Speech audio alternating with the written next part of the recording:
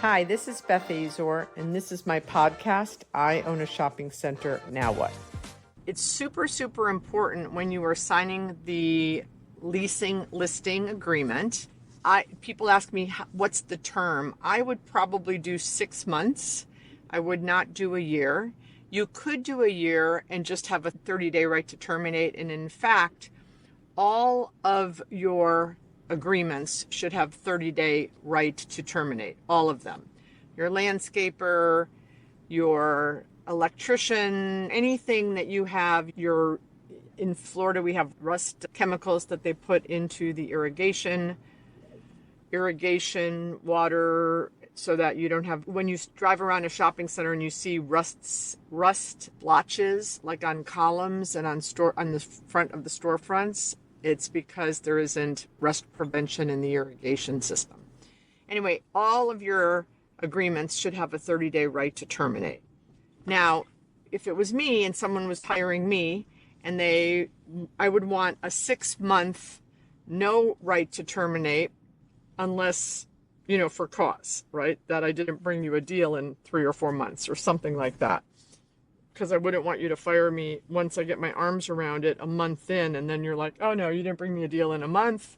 That's a problem. I'm going to fire you. And I just spent all of this time ramping up, paying for a leasing sign, which typically the brokers pay for their own wooden leasing signs out front, created flyers, started canvassing. I've shared with you all that it takes literally about 3 months for the broker to get his or her arms around a deal and start having productivity. They might get lucky in the first or second month, but it should really start to have momentum by the third and fourth month. So you could do it 1 year. I would do a 6 month and then have a 30-day right to terminate, but maybe a hard minimum 3 months without termination, as long as there's nothing nefarious going on. And in the listing agreement, I think it's really important to have an expectation set out about reporting of activity.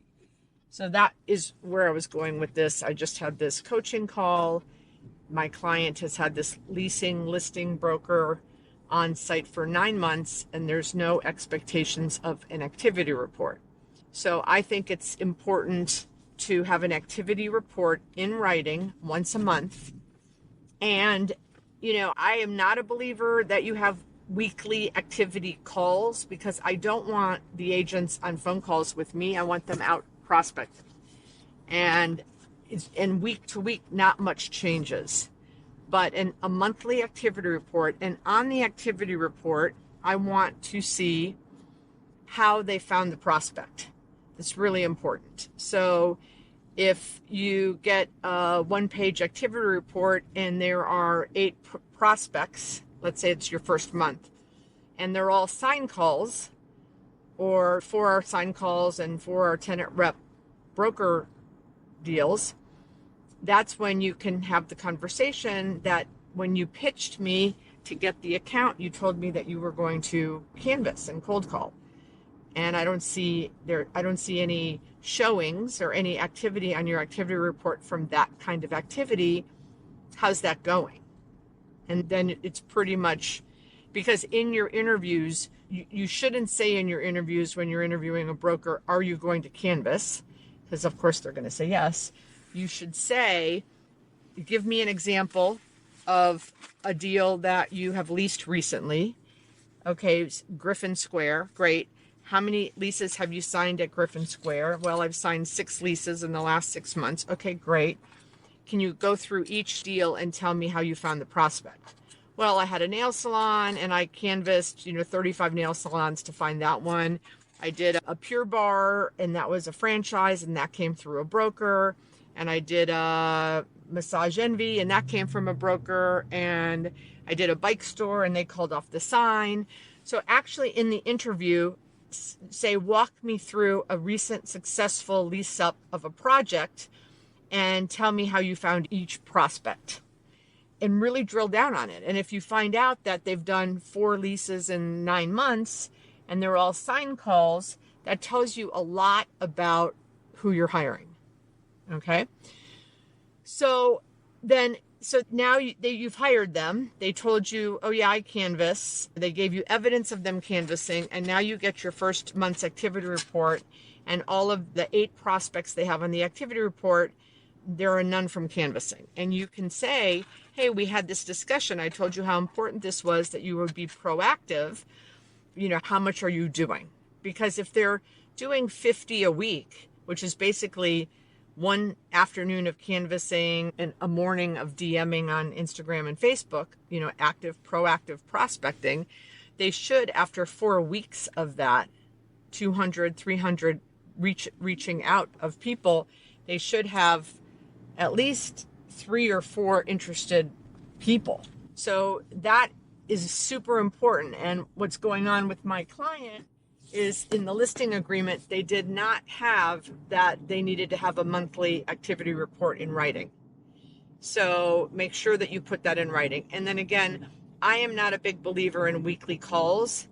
I tell if I was to hire someone, or when I have worked for people, I'm going to call you when I need you, or you call me if you want a quick update. Otherwise, you're going to get the in writing leasing activity report.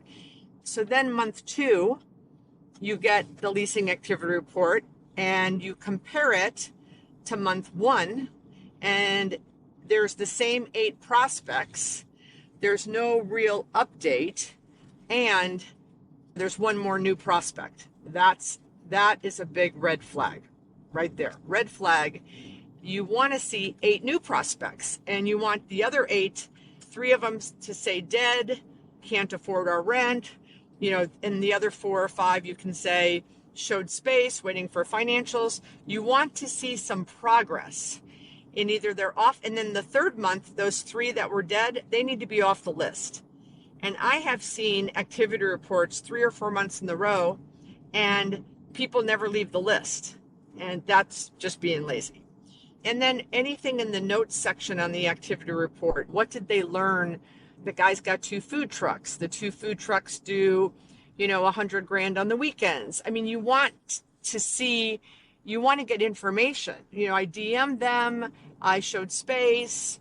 They don't have the money. The rent's too, all this, you might find out that you want them to get $50 in rent, and they've showed space 10 times during the month, and all 10 prospects have said the rent's too high. Maybe the rent's too high.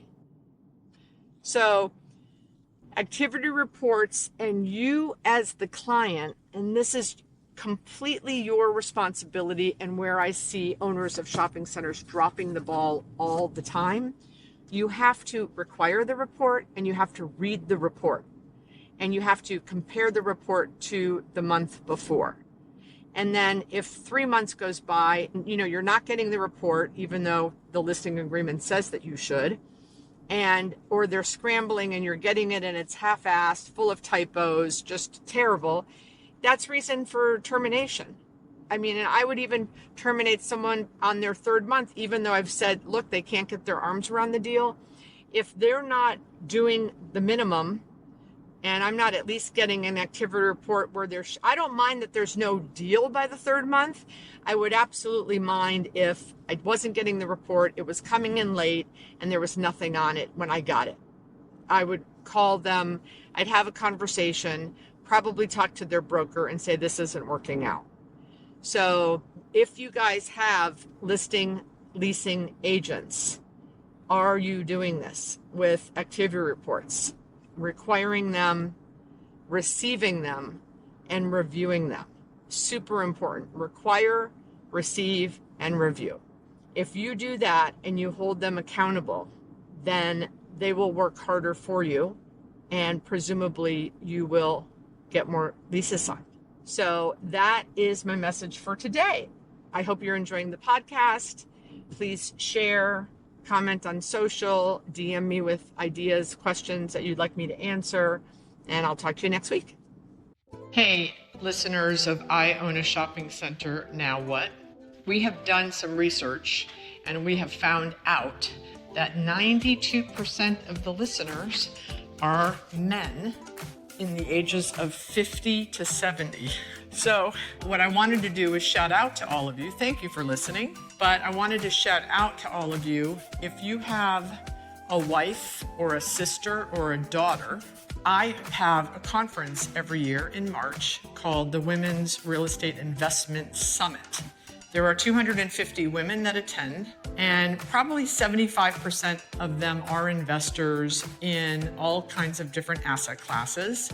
We've had women that are fix and flippers, women that have invested in storage, hospitality, student housing, of course, retail, and you name it, senior living, multiple different asset classes, car wash funds. And the women in the room, what I do is I interview women that are investors, and then those women go into breakout rooms and do like a deep dive on how they underwrite their deals, multifamily, etc. And a lot of the women in the room have started investing with each other, which is great, which is helping my goal and mission of getting more women to invest in commercial real estate. But if you have a wife, a daughter, a sister, a mother, that maybe you want them to learn a little bit more about the industry, or maybe they're running your properties with you, have them come. It's March 4th through the 6th. We opened registration last week. We've already sold over 50% of the tickets. I highly predict that we will be sold out by year end. Maybe this would be a great holiday present for the woman in your life. So think about it. You can find out all of the information on bethazor.com. Just scroll down to the summit and you can read all about it there. It is life-changing for the women who attend. At least that's what all the testimonials tell me. And this will be our 6th year. So we've really honed it in and figured it out. So would love to see the ladies in your lives come and meet me and talk about real estate investing. Ciao.